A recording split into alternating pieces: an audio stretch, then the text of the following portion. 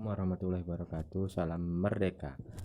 Selamat pagi anak-anak sekalian. Pada kesempatan pagi ini kita akan belajar tentang materi KD 3.3, yaitu tentang masuknya Hindu-Buddha atau teori-teori Hindu-Buddha di Indonesia, atau masuknya Hindu-Buddha di Indonesia.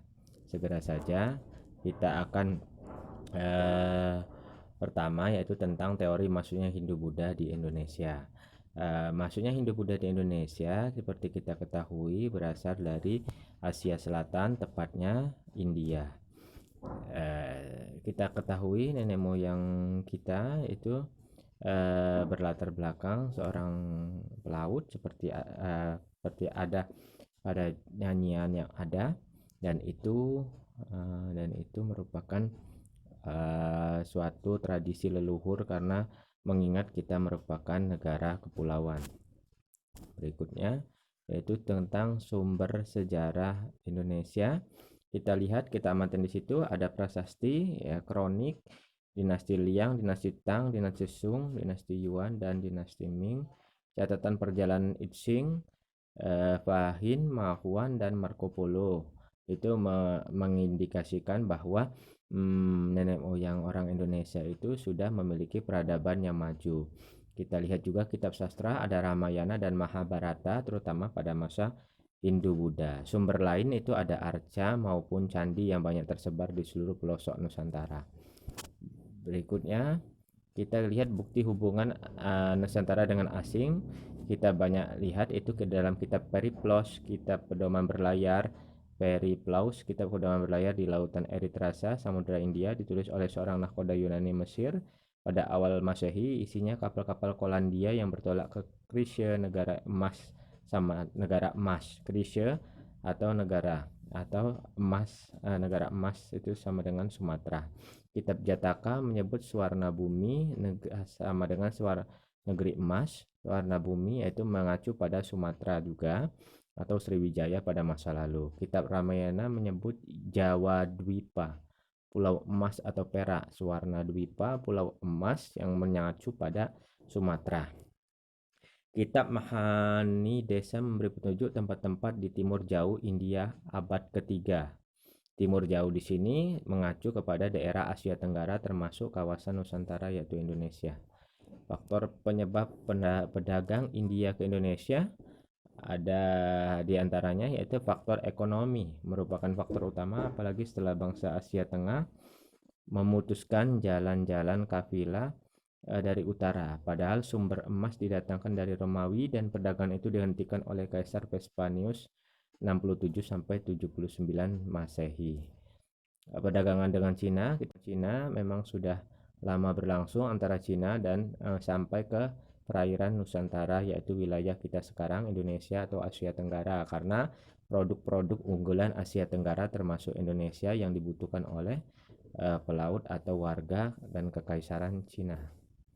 Pelayaran melalui Laut Cina Selatan terjadi pada abad ke-2 Masehi. Menurut Walters dan baru abad 5 Masehi ada pelayaran ke Indonesia. Pelayaran Fahin dari Sri Lanka ke Cina dan pelayaran Gunawarman dari Indonesia ke Cina bertolak dari Sipo atau Jawa. Berita dari dinasti Qi Selatan tentang datangnya utusan dari Holotan, sebuah negeri di Sepo. Hubungan politik antara Cina dan Jawa. Pengaruh kebudayaan India terhadap kebudayaan Nusantara atau Indonesia. Yang pertama yaitu bidang kepercayaan, bidang politik, bidang sosial budaya, dan bidang sosial seni, bahasa, aksara, dan sastra, pendidikan, arsitektur, dan astronomi. Seperti kita ketahui di masa lalu orang-orang Nusantara, Indonesia dalam hal ini, masih menganut animisme dan dinamisme sebelum datangnya agama atau kepercayaan Hindu dan Buddha yang berasal dari India. Di bidang politik pada masa lalu keberadaban Nusantara mengenal adanya kepala suku atau primus inter pares pada masa praaksara dan berganti dengan kerajaan ketika masuknya Hindu dan Buddha di Nusantara atau Indonesia sekarang. Bidang sosial budaya demikian juga, seni-seni tradisional maupun hubungan budaya dan sosial antar masyarakat sudah mulai berubah, di mana pada masa Hindu mengenal sistem kasta. Bidang sosial, seni, bahasa, aksara, dan sastra mengalami cukup peningkatan dan kemajuan, sebab bidang sosial, seni, dan sastra ini sungguh luar biasa, karena kitab-kitab di agama Hindu maupun Buddha itu mempengaruhi seni, arsitektur, bangunan, pendidikan, dan astronomi bangsa Indonesia kemudian. Kenapa saya sebut mempengaruhi? Karena bangsa Indonesia sendiri itu sesungguhnya sudah memiliki pengetahuan dan seni yang juga maju sebelumnya. Berikutnya, lokal genius yang dimiliki Nusantara sebelum pengaruh kebudayaan Hindu-Buddha. Perbedaan Hindu, Buddha, Hindu ada Trimurti, Dewa Siwa, Wisnu, dan Brahma. Sedangkan Buddha itu ada Sang Buddha atau sebelumnya ketika beliau masih berwujud manusia, yaitu Siddhartha Gautama atau Sang Buddha. Teori masuknya Hindu-Buddha itu ada 5 setidaknya: teori Brahmana, teori Ksatria, teori Waisya, dan teori Sudra, serta teori arus balik. Nah, ini kita lihat peta persebaran dari berbagai teori yang ada tentang masuknya Hindu-Buddha di Indonesia. Brahmana, Ksatria, Waisya, Sudra, dan arus balik semuanya mengacu pada daerah-daerah yang ada di Indonesia, berasal dari India. Kemudian ada Buddha, itu kita lihat dari daerah Cina juga ada pengaruhnya sampai ke wilayah Nusantara dan menyebar ke seluruh wilayah penjuru Nusantara. Di sini kita lihat ada kelebihan dan kekurangan. Kelebihan teori Brahmana, agama Hindu adalah milik kaum Brahmana. Prasasti Nusantara yang pertama menggunakan bahasa Sanskerta. Penobatan kepala suku desa dilakukan oleh Brahmana. Kemudian kelemahan teori Brahmana merupakan hal yang sangat sulit. Bahasa Sanskerta hal yang sangat sulit. Seorang Brahmana dilarang untuk menyeberangi lautan, apalagi meninggalkan tanah airnya. Teori Ksatria itu ada C.C. Berg dan Mukherjee dan J.L. Munch, yaitu mengalami keruntuhannya kerajaan-kerajaan di India. Mereka kemudian mengungsi atau melarikan diri ke wilayah Asia Tenggara dari India dan sampailah ke Nusantara atau Indonesia sekarang. Teori Ksatria ada kelebihannya. Ksatria dijanjikan akan diberi hadiah apabila menang.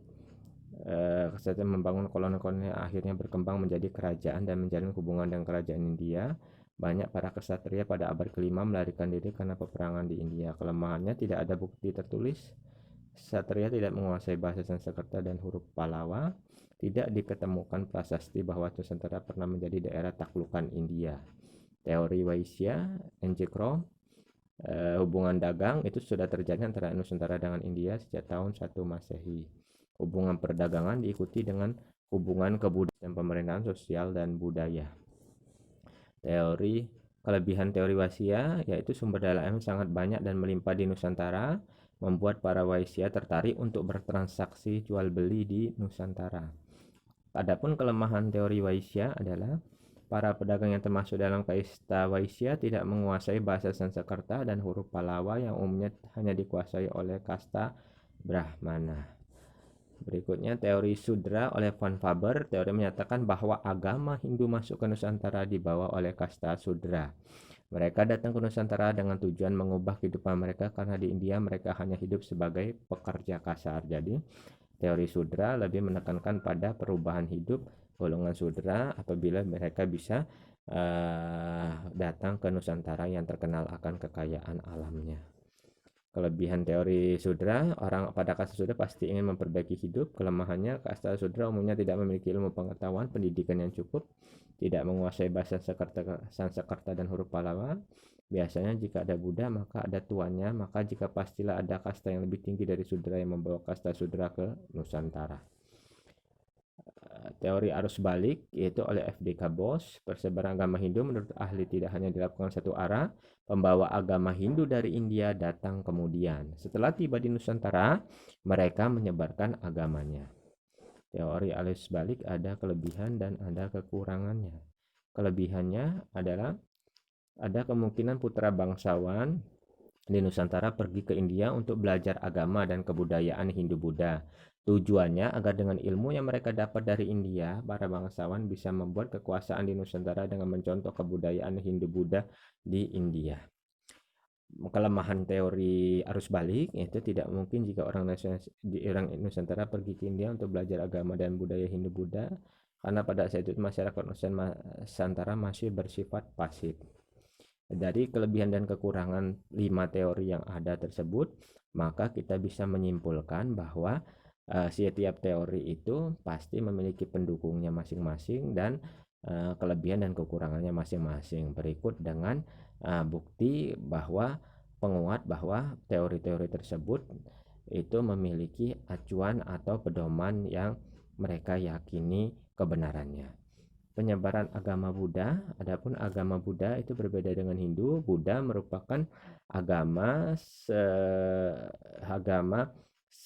yang sama dengan Hindu sebenarnya, tetapi Buddha merupakan, bisa kita katakan, reformasi atau pembaharuan dari agama Hindu yang menjelma menjadi sebuah agama tersendiri yang dibawa oleh Siddhartha Gautama.